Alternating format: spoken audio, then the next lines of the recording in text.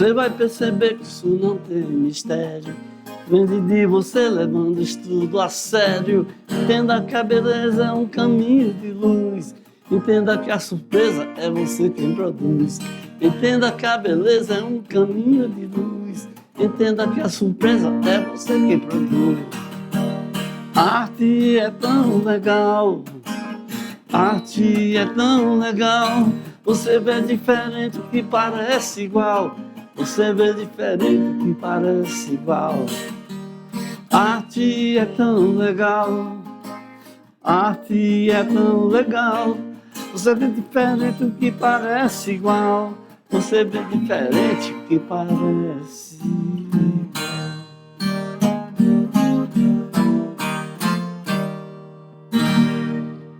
Né? Som bonito da viola, né? Viola é um instrumento de 10 cordas, né? E que se transforma também com a entrada da tecnologia, né? Com a própria transmissão para os alto-falantes. A nossa aula hoje é sobre a arte influenciada, vamos dizer assim, em contato com a tecnologia, tá bom? Então vamos lá, vou colocar logo aqui a viola na estante dela, para a gente já começar vendo o início dessa relação, né? Então, o conteúdo da nossa aula hoje vai ser lá no início, né? A primeira intervenção tecnológica, que é a invenção da imprensa, né? Foi um auê. Depois vem a fotografia. Aí a internet é antiga, viu, gente? Só que só apareceu para todos nós, né? Só assim, em larga escala, muito depois. Vamos ver aqui um mapa mental sobre os assuntos da nossa aula, né? A invenção da imprensa vem assim, com uma espécie de máquina de impressão de livros. Por que fala essa palavra impressão? É porque o papel, né, lá em branco, e as letras, tudo lá com tinta, né? Então vem essa prensa aqui, ó, e faz com que o papel entre em contato com as letras lá com a tinta. Então quando folga, né, já estava lá o texto todinho. Foi um auê. Olha só a quantidade de mecanismo que tem aqui para poder fazer essa artimanha aí, né? Tá? Mas aí, com isso aí, foram impressos livros, jornais, né? Folhas com notícias falando do que estava acontecendo, e o povo curioso começou a se interessar, né? E aí começou a propagar.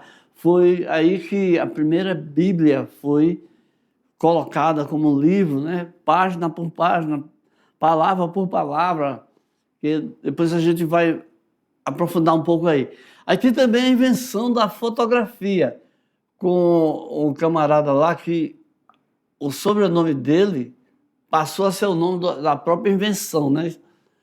Que é o daguerreótipo é o nome desse material aqui, pegando o sobrenome do rapaz, né?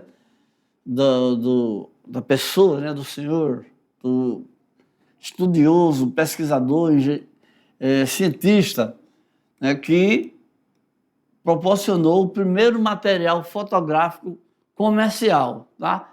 Então quer dizer que teve alguns anos o pessoal aperfeiçoando até chegar nesse protótipo aí, que depois ele aprofunda muito mais e aí chega nessas imagens aqui, olha, que a gente está vendo, né? E antes de ser imagem divulgada nos computadores, né? Antes de tudo isso era a fotografia, que depois foi evoluindo tecnologicamente até chegar a esse ponto aí, tá?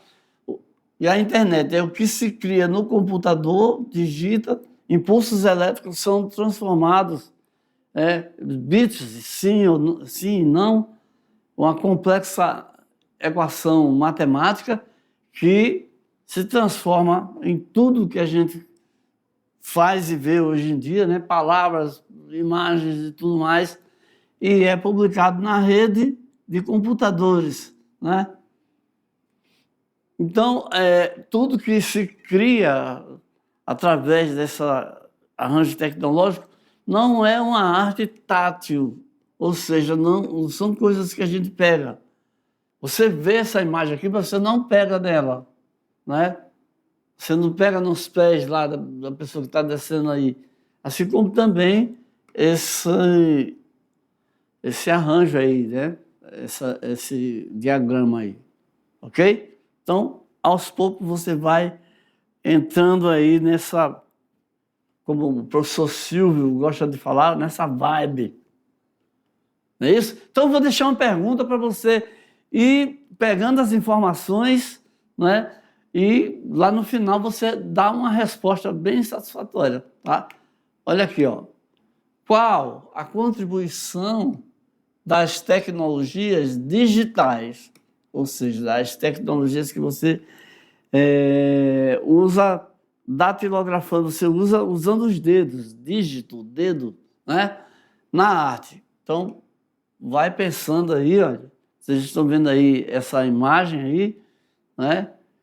Que, né, parece que está ali no meio de uma parede, ali transparente, né? E tem um olhar realista. Isso que eu estou falando aqui é leitura de imagem, né? Eu estou fazendo para vocês, tá? A gente ainda vai ter uma aula somente sobre a leitura da imagem, que você vai, assim, perceber, assim, vai se juntar coisas que você já está sabendo que a gente vem falando nas aulas, tá bom? Então vai juntando aí as informações para você responder direitinho isso aí, tá bom? Vamos começar com a invenção da imprensa aqui do Johannes Gutenberg. João Gutenberg. Johannes para nós é João, né? O J parece um I, é assim. Então tá aqui ele, ó. Ele aqui nesse primeiro selo, né? Que ele aparece ali a imagem dele, né?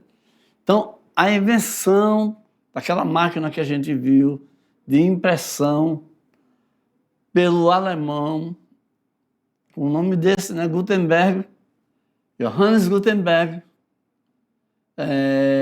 no século XV, provocou uma enorme revolução na modernidade. Né? Que quando entra essa possibilidade aí de você publicar, então quem escrevia coisas pôde divulgar, pôde ter uma reprodução do que você escrevia em largas escalas, livros, né? Então, o processo de aceleração da produção de livros, imprimir livros, deixaram de ser práticas manuais para a produção em série mecanizada. Então, os livros eram escritos um a um, folha por folha, né? Manualmente. Tem que ter, assim, meses e meses para produzir um livro. E aí, com essa máquina aí, já passou a ser muito mais rápido. Passou a ser mecânico, né? Por meios mecânicos, de mecanismos. Então, as letras móveis eram produzidas em cobre, em uma base de chumbo, onde recebiam a tinta e eram prensadas no papel. Entendeu aí? Então, existiam as letras feitas de ferro, numa base de chumbo, né? E aí, não, as letras eram feitas de ferro, de algum material. Então, letra por letra. Então, eles juntavam as letras, formavam a palavra, formavam a frase, e aí, quando colocava tudo lá na base, aí colocavam a tinta, e aí vinha com um papel por cima, imprensava cuidadosamente para não borrar, muitas vezes borrava também, e aí já saía uma página feita. Aí lá vai organizar de novo as letras, e aí de novo. Dessa maneira aí, mesmo assim, ainda era muito mais rápido do que antigamente, que a pessoa tinha que escrever um por um. Olha só, gente, isso aí, como a gente sempre diz, tudo que é inventado não fica parado ali, não. Vai sendo aperfeiçoado, né? Vem já desde da pedra lascada, que foi assim, né? Primeiro era só uma lasca de pedra, mas depois foram afiando essa lasca, depois foram colocando uma forma que desse mais certo, né? Para ter uma espécie de foice, amarrar no... E aí vai, né? Tudo isso é história. É assim que acontece na humanidade. É assim que acontece na evolução da tecnologia, ok? Olha aqui, ó, mais uma ilustração aqui, ó. Tá aqui o Guto, né? O Gutenberg, né? Ele aqui, ó, segurando um panfleto, né? Um jornal, uma folha que foi impressa, né, com as letras móveis, certo? Então, como foi explicado para vocês, é assim que começou a imprensa. Hoje em dia é totalmente diferente, né? É tudo mais rápido, mais fácil, mais tudo. Mas foi assim, o início. A gente tem que valorizar as bases, né? Tem que valorizar a fonte. De onde veio isso? Olha aqui, ó. Essa prensa aqui, o rapaz aqui com... né? E aqui, ó, as letras estão aqui embaixo, né? O papel aqui colado aqui, pão. Aí formou, e ele está aqui vendo a eficiência, como é que foi. Tá bom? Então, Johannes Gutenberg, o inventor da imprensa. E a invenção da fotografia? Foi mais ainda interessante, né? O Joseph, que é Zé para nós, né? Nicefore, esse PH aí tem som de F, né? E Niepce, o nome do cara é estranho demais. Olha aqui, o Zezinho, vou chamar ele de Zezinho, porque é mais fácil. O que ele fez? Ele conseguiu aí a primeira fotografia permanente. Já é uma evolução, porque antigamente as fotografias, elas, assim que tirava, demorava aí alguns poucos segundos, você vê a imagem aí, pô, ia embora, desaparecia. Então, mas ele conseguiu ser aperfeiçoamento, né? Ele conseguiu fazer uma fotografia que não se apagava, a primeira delas. Então, a vista da janela em Legras. Ele estava aqui de frente, né, na janela dele, e o que ele viu foi isso aqui, e quando ele fotografou foi isso que aparece, né? Essa fotografia, esse ângulo de visão em que aparece as imagens aí, é de uma pessoa que está de frente batendo uma foto ali na janela, tá bom? Então, olha só os primeiros detalhes, as primeiras leituras, e a primeira fonte, maneira de você entender como é que a fotografia se transforma em arte, né? Trata-se da maneira com que a pessoa que está vendo a imagem, como ela se posiciona. Isso modifica várias coisas, o tamanho das pessoas, até o entendimento da imagem que você está vendo, tá?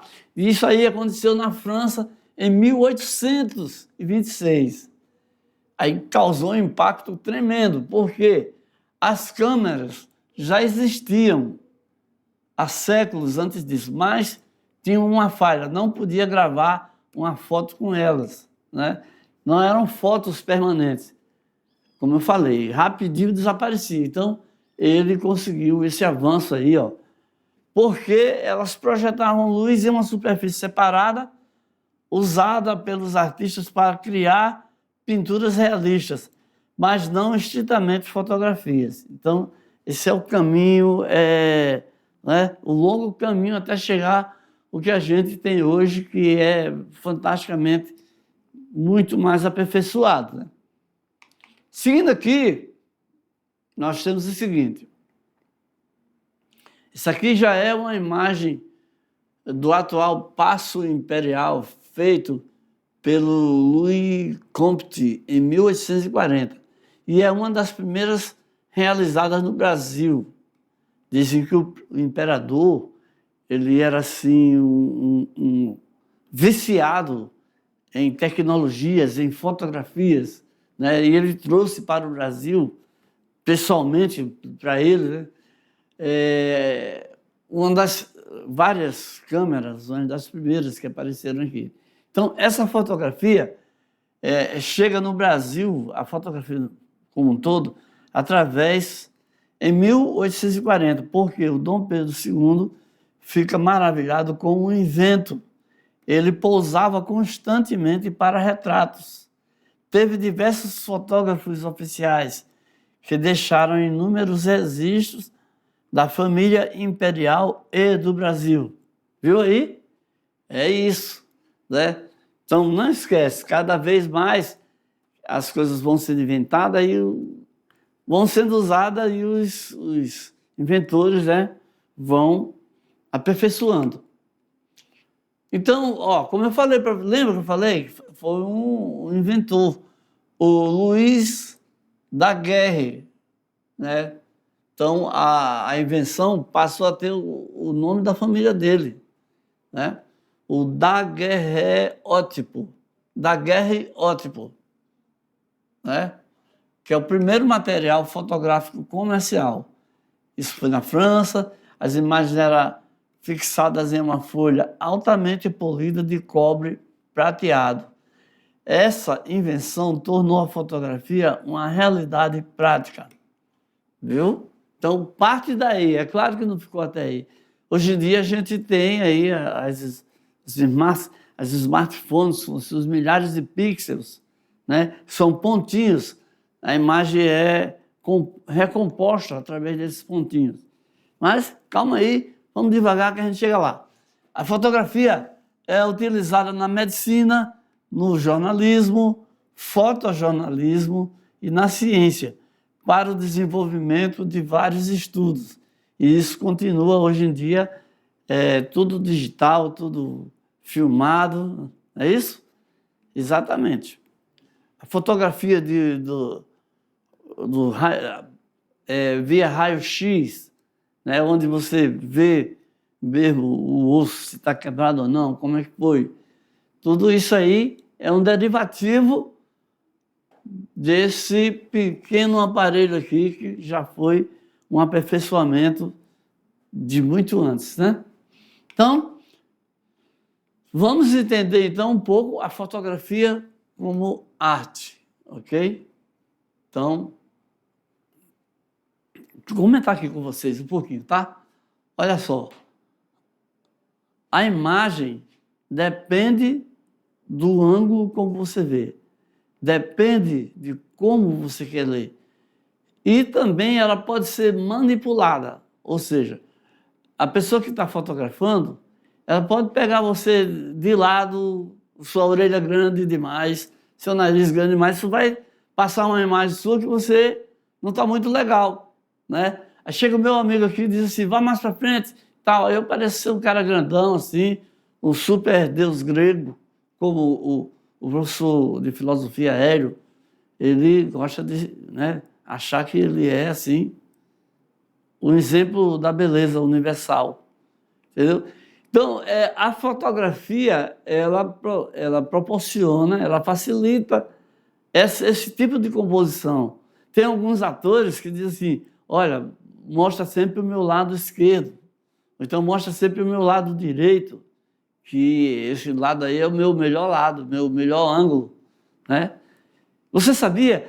Algumas fotografias a gente não gosta do que a gente está vendo e outras a gente já gosta. Por quê? Manipulação, ângulo, enquadramento, todas essas palavrinhas aí são as palavras que entram quando você pega uma câmera e começa a ter uma intenção, vamos dizer assim, um conceito para o seu trabalho de fotógrafo, ok? É um mundo muito grande para a gente aprender muitas coisas, mas começa com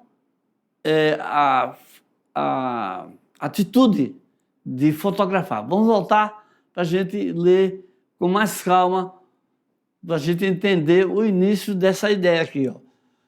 Antigamente, muitos não consideram a fotografia como arte, por ser facilmente produzida e reproduzida.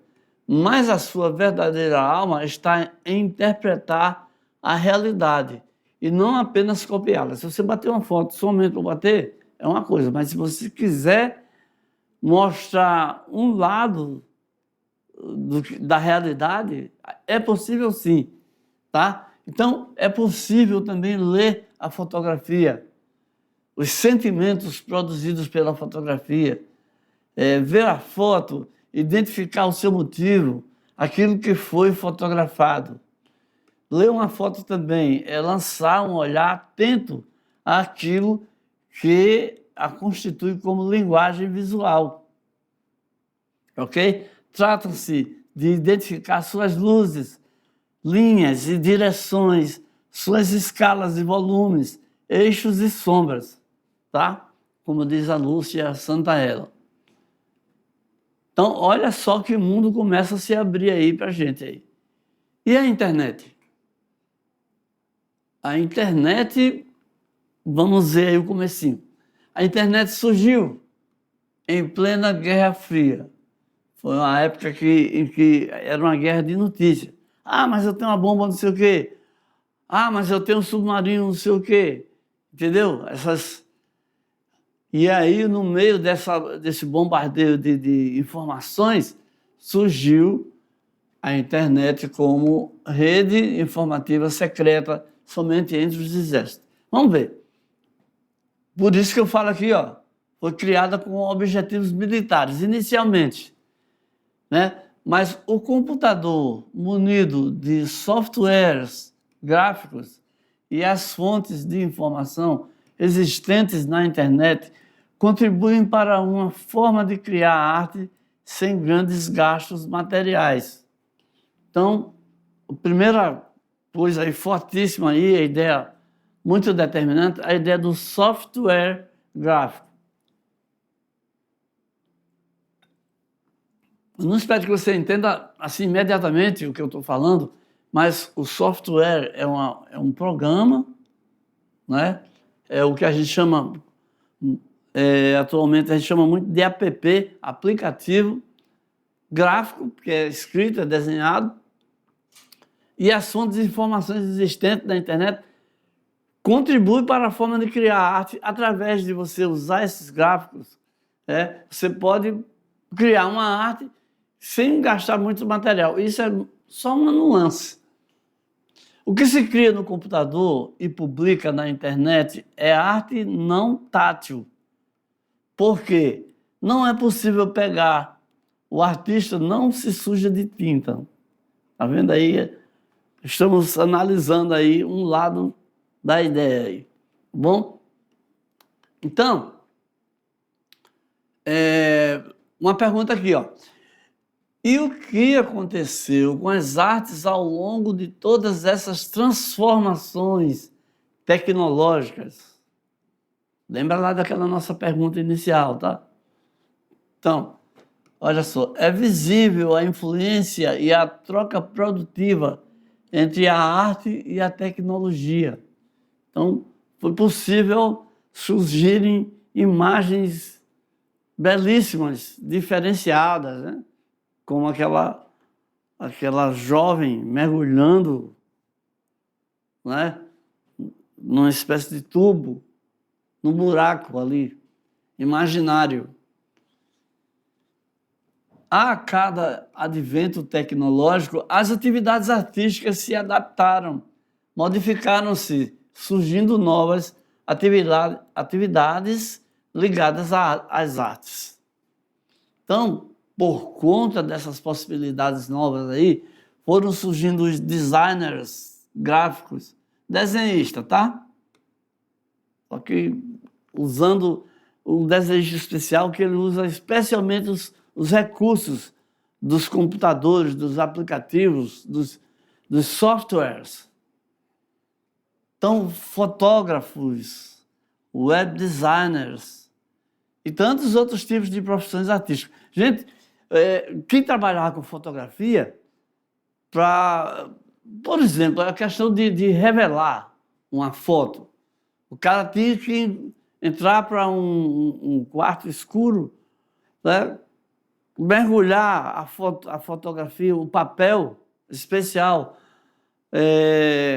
numa solução química altamente perigosa, altamente nociva.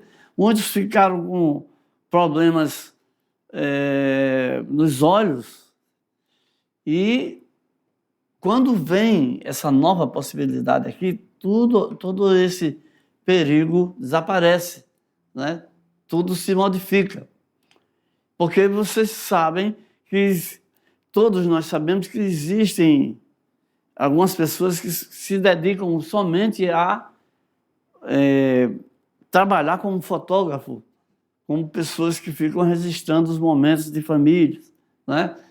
Mas tudo isso teve que se transformar quando entra o ambiente tecnológico, o computador e os softwares, quando eles entram.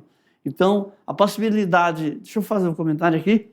A possibilidade de pegar uma fotografia e mexer com suas luzes, né? E alterar as cores, trocar até os cenários, isso aí entendeu? É onde chegamos atualmente. Atualmente é possível até fazer uma fotografia, cantar, falar, se mexer. Pessoas que estão ali estáticas numa fotografia até se abraçam, né? A coisa evoluiu, gente. Então vamos ver um pouquinho mais de como isso foi acontecendo gradativamente. Voltamos lá. Então, olha, as profissões se modificaram como atualmente muitas profissões estão mudando e vão mudar. Então, vamos ver aqui uma possível resposta para a nossa enquete, né? Perguntei, qual a contribuição das tecnologias digitais na arte? Então, são várias e várias e várias, né? Mas você veja aqui que eu destaquei que contribui para as novas atividades ligadas às artes, como as atividades dos designers gráficos. São pessoas que mexem especialmente com os computadores, né? Com os programas de desenho. Os fotógrafos mesmo e os web designers. Web designers são aquelas pessoas que trabalham especialmente com a internet, ou seja, com o seu trabalho, ele é especialmente divulgado, ou unicamente, exclusivamente divulgado na rede de computadores, né, da internet, ok? Então, aqui, mais uma coisa também aqui, ó, a máquina vem facilitar o trabalho e criar mais opções técnicas de produção. Tá? Eu expliquei há pouco esse entendimento aí. A utilidade do computador para criar arte é inquestionável. As possibilidades também são infinitas. Vamos ver um pouquinho aqui da arte relativa às profissões, né? Então, olha só. A fotografia, a profissão de fotógrafo, né? Então, a fotografia, ela possibilita dominar equipamentos como as câmeras, lentes e filmes, além de conhecer e aplicar todas as técnicas de iluminação, enquadramento, tratamento e edição de imagens. Gente, eu comecei a falar nesse assunto aí, achei que estava me alongando muito, e aí eu parei um pouco, mas ainda tinha que falar das lentes. Uma boa lente, ela aumenta, amplia, ela dá uma visibilidade maior à cena, a qualidade do filme, né? As técnicas de iluminação. Isso vem do claro escuro, né? Do claro escuro, eu tenho que comentar. Não tem como. Olha só, gente, essa questão da iluminação é fantástica. Nos shows, existe um profissional que ele trabalha somente com a iluminação, Porque quando você coloca a luz, as coisas ganham realce, entendeu? Dependendo de onde a luz estiver mais forte, você preste atenção que nos shows a luz ela está mais em cima do artista, em cima daquele que é o principal do show, do protagonista do show, né? Então, a iluminação e as cores da iluminação tem todo esse estudo técnico. O enquadramento é quando você coloca dentro do quadro, né? Quem você coloca ali como principal, quem você coloca como destaque. Então, a fotografia é uma verdadeira arte para quem sabe tratar muito bem essas ideias. Vamos lá, esses ângulos de trabalho. Nas artes cênicas, você veja, dá um alô aqui para a minha maravilhosa atriz, a professora Tainá. Ai, meu Deus. Habilidades de desenvoltura, desembição, criatividade e gosto pela interpretação e improvisação. Tá? Ela é uma atriz. A graduação tem 4 anos de duração, com aulas teóricas e dramaturgia, expressão corporal, técnica vocal e de interpretação. Então, nas artes cênicas, as habilidades de se colocar perante as câmeras, né, de se expressar com olhares, com gestos, né, de colocar a expressão do rosto dentro dessa outra conjuntura aí, é verdadeiramente uma arte e são 4 anos de estudo. Ok? Então, seguindo aqui, temos outra profissão aqui, é de conservação e restauração, restauro, né? Reconstitui diferentes obras de artes e a conservação dos trabalhos artísticos, né? Às vezes, devido ao tempo, devido à má colocação, né? Muitas vezes, alguns trabalhos se perdem, criam mofo, e existem profissionais especializados em fazer voltar o que era antes, restaurar o profissional do restauro. E, principalmente, acondicionar de maneira que não chegue a ser necessário restaurar, porque, às vezes, as obras de arte ficam irrecuperáveis. Então, esse profissional pode atuar em museus, universidades, órgãos públicos e ateliês de arte. Enchente, incêndio, tem mil e um fator que pode atrapalhar. Nas artes plásticas também, olha, formam profissionais com habilidades para criar obras a partir de diferentes elementos e materiais. Então, o artista plástico deve ser criativo, ter sensibilidade e acompanhar as novas tendências do mercado, como o uso das novas tecnologias na produção de peças. Isso aí é um leque aberto, né? Tem tem milhares de possibilidades aí, né? Depende do artista, depende da sua criatividade, né? Estamos abertos aí. Mas vamos fazer o seguinte, vamos criar alguma coisa a partir de algumas instruções aqui. Vamos entrar aqui na hora de fazer arte. É você agora que vai dar o pontapé aqui. O protagonista agora é você, tá? Vou explicar. Vamos criar padrões abstratos. Então, vamos entender um pouquinho como é esse processo de criação. Então, para lembrar vocês de padrões abstratos, tem aqui essa ilustração com o quê? 1, 2, 3, 4. 1, 2, 3, 4, 5, 6, 7, 8. 8 vezes 4, com 32 latas, né? Aí colocadas aí nessa disposição. O artista Andy Warhol, que teve a ideia de fazer isso aí, ele queria chamar atenção para esse consumismo, né? Com a arte dele, ele colocando, empilhando nessa posição aí, ele queria, e eu acho que conseguiu sim, porque é notícia até hoje, né? Colocando as famosíssimas latas de sopa Campbell, né?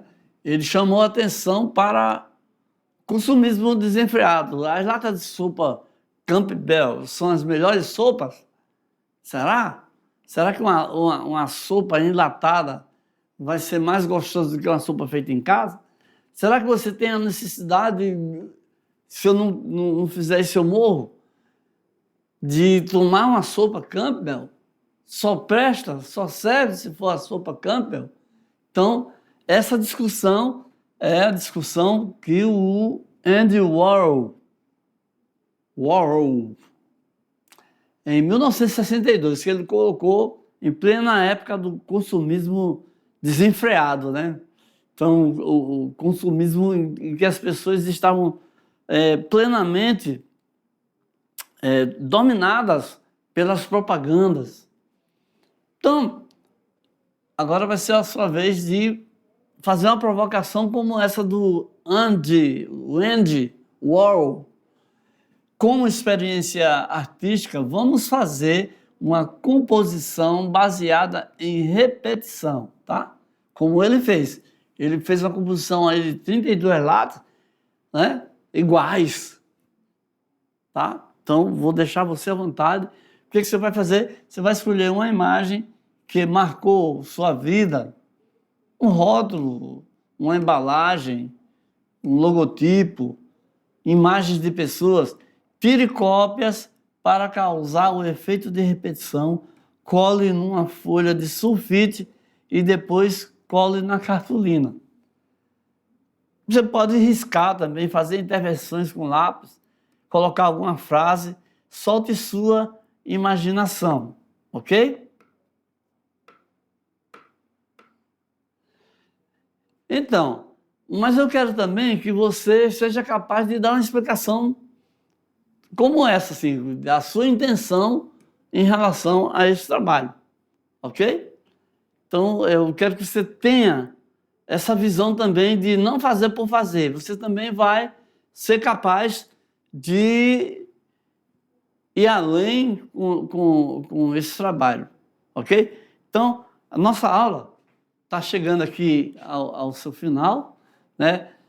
A gente viu aqui um pouquinho da entrada da tecnologia. A gente pensa que é uma coisa simples, mas é um mundo que está ali por trás, que está ali. É uma estrada, né, que vai se abrindo e vai seguindo, e as possibilidades vão aparecendo, né, e tudo vai crescendo. Então, solta a sua imaginação aí também, ok? Espero que vocês tenham gostado. Foi um prazer, né, falar sobre essas tecnologias, que a gente vai avançar muito mais aí daqui para frente. Valeu, tchau!